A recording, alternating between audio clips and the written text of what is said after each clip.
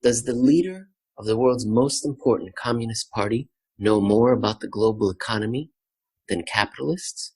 That may be the conclusion that Jeff Snider, head of global research for Alhambra Investments, is making or did make in his latest article.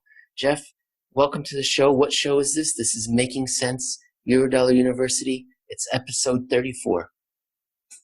Good morning, Emil. I think we're going to be talking about China. China hopefully not making a great leap forward, because that didn't work out very well the first time.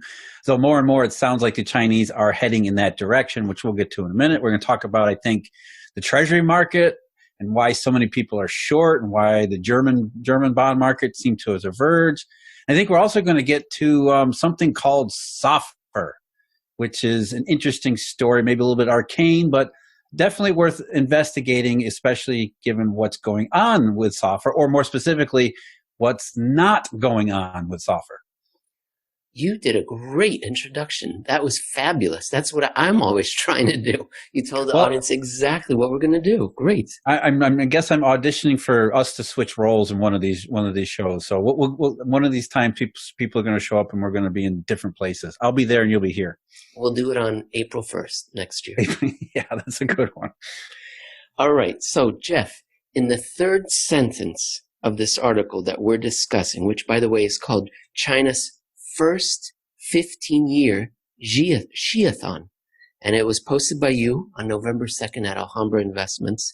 The third sentence of the article starts or begins like this. It has, quote, "Such beasts of burden were used for the manual power they could provide in addition to the compost component they expelled out their back end while they worked." Are you referring to economists? I think it's a very good analogy. I wasn't specifically, but now that you mention it, yeah. So, yeah, what we're talking about here is the livestock, the value or the amount of livestock the Chinese have been able to add to their system, which is absolutely, like anything else in China, over the last 40 years, it's grown immensely. But more than that, before 1980, 1990 or so, animals in China were beasts of burden. They were used for manual labor, as well as what they expelled out their back end, which was used for fertilizer to grow meager crop yields. And over the last 30, 40 years, as China has taken an intentional capitalist detour and built up its economy, now all these new animals are not only, they're more animals, they're actually new types of animals, which the Chinese now eat, instead of just harness for labor, because now they have tractors and advanced synthetic fertilizers and all sorts of other things that across the industrialized world. So in one sense, you look at their livestock and it mirrors and mimics China's massive transformation from a backwards agrarian society that it was under Mao Zedong into this modern industrial powerhouse. Now, Jeff, most of our audience that I see on the podcast summary says that they are located in countries that we would consider democracies, liberal and bastions of capitalism. And they were focused, at least, let's say the United States and much of the world was focused on the election that took place. But sadly, that means that many of our audience doesn't pay attention to China's 5-year plans. And even worse, they don't know anyone who pays attention to China's 5-year plans. Jeff, this is where you come in, because you describe their most recent, the 14th 5-year plan, as, quote, curiously qualitatively ambitious. Jeff, are we to infer that previous quinquenniums were more quantitative in nature? Yeah, they were. And I think the reason most people don't really pay attention to 5-year plans, because of course the 5-year plan was something that was quote unquote innovated by the Soviet Union, and it didn't really get them anywhere. So maybe these 5-year plans aren't so worthwhile to pay attention to. But, you know, communist authoritative governments being what they are, they work by bureaucracy. And therefore, the Chinese continue the tradition of the 5-year plan. And up until this 14th 5-year plan, the previous 13, or at least, you know, I think numbers 9 through 13 at least, were more focused on quantity of growth. They would set targets in GDP and other sorts of economic aggregates because that's what the Chinese were focused on, changing their society, their economy from that Maoist, agrarian system which used animals for labor to this modern system that more looks like something that we would expect anywhere else in the world. That's what the Chinese have been trying to transition to, make themselves wealthy and using a quasi-capitalist means to do so. But as we've been talking about for the last several years, going back to the 19th Party Congress in October 2017, something substantial has changed. And actually, it started to change before then, but the 19th Party Congress was where it became law, where Xi Jinping's name went into the Chinese constitution alongside only Mao Zedong. And Xi Jinping thought is now become the top-down economic order, which says quality growth, not quantity growth. And then, alarm bells should be ringing through anybody observing this through the rest of the world, thinking China rode the globalization growth wave to its current position. That was quantity growth. Now they're saying no longer quantity, but quality. Why? Maybe we should pay attention to this, especially, October 2017 was a very crucial moment in economic history where Western economists were saying global economy is going to normalize and take off again. And here we have the Chinese saying, no, we're switching here. We're not counting on quantity anymore. These 5-year plans, I think maybe you could say they're done because, the legitimacy of the party might be in question, right? You can't vote them out. So they offer these plans and they say, and these goals, and in 5 years, we're going to achieve this. And then 5 years later, people look around, no, yeah, everything's been achieved. I suppose they deserve the mandate to continue ruling. And to that point that you say, normally they say, here's what we're going to achieve, A, B, and C. But in the 19th Party Congress, it was more qualitative. That's going to be fuzzy. How are we going to really define whether they've achieved quality growth? And now we're doing it again, where the next year plan here is more qualitative in nature. But Jeff, you also point out that there's a big difference in this 14th vintage, in that the Chinese party, Communist Party, is now it's pursuing an indiction and not a lustrum. And most of you that don't manage your day-to-day lives with measurements from ancient Rome, an indiction is a 15-year period, and a lustrum is a 5-year period. That's how I roll. I use ancient Roman time periods. Jeff, this 14th 5-year plan is actually for the next 15 years. Well, it is. The 14th 5-year plan is still a 5-year plan, except somehow they snuck in the year 2035 in there as a standard to judge the 14th 5-year plan, which should end in 2025. Therefore, they're kind of giving themselves an extra 10 years to complete, which really sounds like an ambitious transformation. Now, to be perfectly clear, we don't know what's in the 14th 5-year plan. The Chinese haven't said, they haven't shown it to anybody. The government hasn't published it publicly.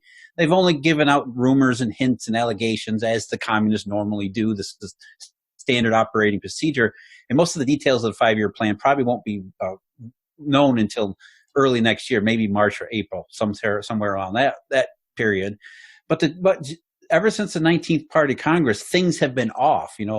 The fifth plenum and all these other things that were supposed to take place in 2018 got pushed out to 2019, and everything is changing. The entire Chinese economic dynamic is changing, and the government is telling you, without really spelling it out for you, that you need to change too. And what I mean by you is the Chinese people, because you're right, Emil.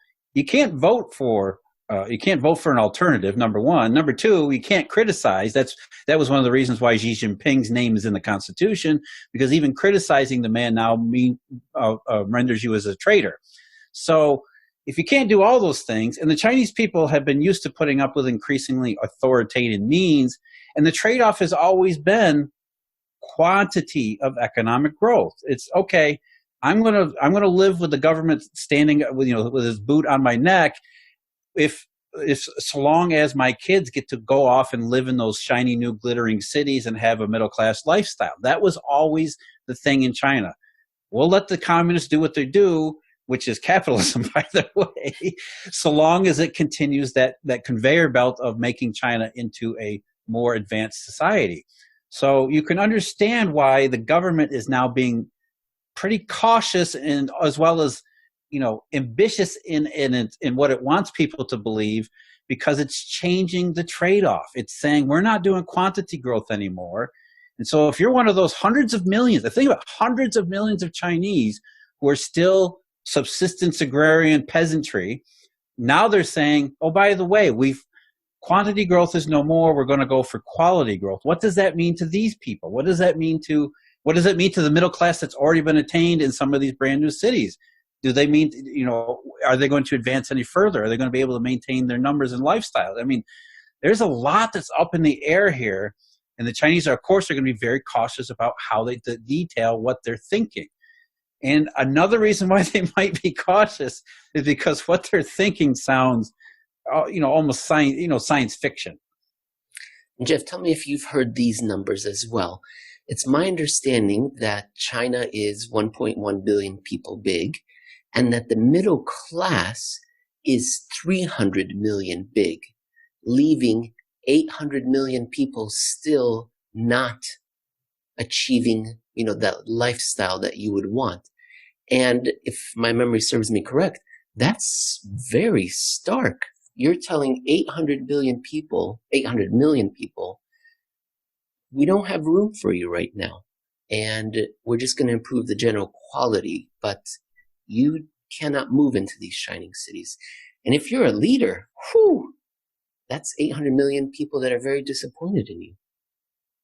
Maybe to the point beyond disappointment, right? And I think that's kind of what our analysis has been from the 19th Party Congress forward. Is there's two parallel paths that the government is taking. The one is to prepare the Chinese people on these economic matters and saying, quantity growth is gone, quality growth, here's what it means, but we're not going to tell you all at once. We're going to give you little morsels here and there and string you along as much as we can. And in a parallel to that, obviously, the communist government has become more and more authoritarian as it does so, for the reason I think you just specified, because these people are not idiots and they realize that they have left. And we don't really know the numbers. I think the numbers you used are probably close. I've seen estimates that maybe it's 500 million that are still left outside. I mean, 500 million people it's almost 2 United States, right? Mm-hmm. That's a lot of people to say, hey, we might not have room for you, but here's what we're going to give you instead. It's almost like the game show parting gift. You can hear the background, the Price is Right, dun dun dun dun, and all of a sudden they're going to give you a party. I mean, that's a dangerous proposition when your government isn't a majority government. When it's a minority government that simply oppresses a lot of its people, there's a real danger here. So you can understand why, since the 19th Party Congress, when the Chinese said, look, we expected the global economy to come back after the Great Recession in 2008, 2009. It kind of looked like it did, and it kind of looked like Asia was going to survive. But then around 2012 and 13, things started to go the other way. And by 2014, 15, and 16, we realized it's not coming back. No matter what we do, no matter what the people in the West, I mean, Janet Yellen kept saying recovery, Mario Draghi was all about recovery, and it never happened. So you can understand why the 19th Party Congress happened when it did, and then what the Chinese are doing afterward, which is preparing the Chinese people for a very different paradigm. And so the 14th five-year plan, which now is a 15-year plan, essentially, is the next step in that, hey, let's keep people from getting all upset about the lack of quantity growth. And Jeff, the bottom line is there's not enough money coming into the country, right? That's what the show is all about. Eurodollar University, the creation of money to support the level of economic growth that we've come to expect, whether it's in the United States, Europe, South America, Japan, or in China. Different levels of expectations, but essentially they're all not being met because there's not enough money coming into China. And I have a question for you regarding the Impossible Trinity. And tell me if I've never been able to determine which of the three items they are constricted by, because the Impossible Trinity is that you can only control two of the three. And maybe the the third one is changing. But here are the three. A fixed foreign exchange rate. I could see how you could say it's not a fixed foreign exchange rate, but it seems to be pegged to the dollar.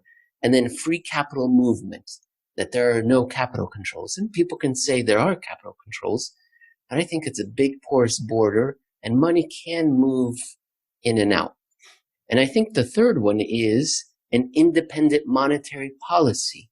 And I was wondering if the People's Bank of China doesn't have an independent monetary policy. That's the one they're constricted on, because it's the Eurodollar system that's dictating the policy. Jeff, tell me what you think of the Impossible Trinity and if China is constricted by any one of those three. Well, the Impossible Trinity is something that's always been it's always been a goal that many monetary authorities and central bankers have been striving toward. But how do you achieve each of those things? And obviously, in the modern theories and what governs modern policies is that we don't do fixed exchange anymore because that was supposedly bad. Floating exchange rates were determined to be far superior, which then led to the massive mess in the great inflation of the 1970s. So who the hell knows, right? So, but it's really, how do we get stability out of what are very different, sometimes competing means? And you're right, because the emerging market world has additional problems that we don't realize we have in the United States and Europe, which is most of these monetary systems have been dollarized, which means dollars going in. And it's not Federal Reserve monetary policy that's dollarized. It's this Eurodollar system dollarizing these places. And really what we're talking about is globalization, right? That's what has happened over the last 50 years. And the reason globalization could have happened was because there was this Eurodollar system to grease the wheels and make sure that all of these ambitions were satiated with monetary forms. There were very different monetary forms and very weird stuff like we talked about the last couple of weeks, the proliferation of products, but still the end result was a monetary result and an economic result. And so as long as the Eurodollar system was throwing cash out, or, various forms of virtual currency, virtual currency, I think we called it, as long as those were going, globalization happened. And China was a big beneficiary of that. And the way we know they're a big beneficiary of that was, number one, their economy transformed radically, but also it's right there on the People's Bank of China's balance sheet. Those foreign reserves show up on central banks in central bank hands because central banks are trying to manage these flows, as you pointed out. Capital controls are one way the Chinese have tried to manage the other side of it, which is ever since August 2007, there's no longer enough Eurodollars or virtual currency to keep globalization going. And so instead of coming together in shared prosperity, ever since then, we've been fragmenting and fracturing all over the place, which, if you really look at the 14th five-year plan, that's really what the Chinese are saying. What they're planning on right now is China is going to go it alone. What they're saying is dual circulation. Yes, our economy had grown beforehand on that wave of globalization, all those dollars coming in and all of that hot money investment and foreign direct investment and all those other things building up China. But since, as we said before, the Chinese have realized that's done. There's enough time that's passed since the fracture and the breakage that we know that it's not coming back. And so what they're saying is we're going to invent unheard of technologies to make sure that China supports its domestic marketplace so that we don't need the rest of you idiots. So that's really what this 15-year plan is about, is China is now going to invent its own future without anybody else. Screw you guys, we're going home and doing everything ourselves. Well, that's going to not really goose their economic engine very much unless they use a lot more debt, because they're reliant on the global customer. So perhaps that's why they need the 15 years to make this transition. Jeff, well, it's not just that. I mean, think about it. As we've talked about before, when we talk about communism as a system is not meant to innovate and advance economies. It's meant to redistribute what capitalism has already created and has been confiscated by the communists. So Xi Jinping is now saying, we're going to attempt to do something that no communist government has ever done before, and no communist government has ever shown its ability to be able to do before. Really, that's what led to the Soviet Union's demise, was the fact that it couldn't keep up, it couldn't invent, it couldn't create new technologies. And here the Chinese are saying, the global economy is so bad, we don't have any other choice but to do this thing that sounds just absolutely ridiculous.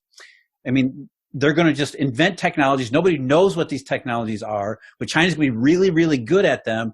And their domestic economy, without any help from anybody else, is going to become the envy of the world. And it sounds, yeah, you better give yourself 15 years for something like that. Jeff, you end the piece by saying, quote, "Despise the man, Xi Jinping, and what he represents, but damn it, listen to him. This 15-year plan is not the first such public announcement to the people and the world that all is not well." Yeah, and that's really the point here. Is the Chinese are going further, saying this world is coming apart, it's fragmenting, globalization is dead. And then the implication of that is essentially that the quantity growth globally, the global economy, is broken. So whatever factors you want to assign, and we pay a lot of attention to the Eurodollar around here as one of the biggest factors, but whatever factors you want to assign, the pre-crisis growth paradigm, the Chinese are saying, forget it, done, gone, buried. They're going in an entirely new direction now. They're calling it high quality growth. They're calling them unheard of technologies that China's going to master, and you're going to be amazed. And I think the rest of us are looking at it and say, yeah, this is the stuff that comes out of the back end of a bowl.